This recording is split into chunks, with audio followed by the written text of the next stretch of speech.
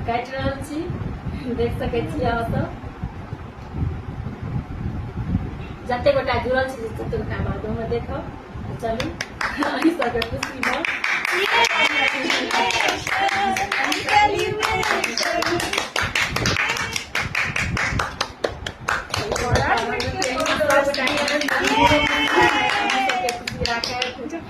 माता भगवती।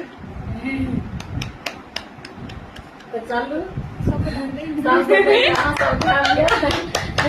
चलू हेतै जहिया फेस टू फेस मिलबै ई हम एखन हम बुझै छियै जे एक तरह से मतलब लेनाइ भेलै, मजाक भेलै, कियाकि कोनो तरीका नहि भेलै ओकर हमरा से पूरा अफसोस यऽ जे तैयो एकटा हमरा ई सेहनता छल जेना हम लोक सबके देखै छलियनि कि हमरो होइ छल जे चलू भले ही ऑफलाइन नहि तऽ ऑनलाइन अहाँ सब कनि कनि केक खुआ दी। तऽ बस हमरा ई पता अछि जे अहाँ सब स्नेह दै छियै और हम खुआ नहीं सकै छी।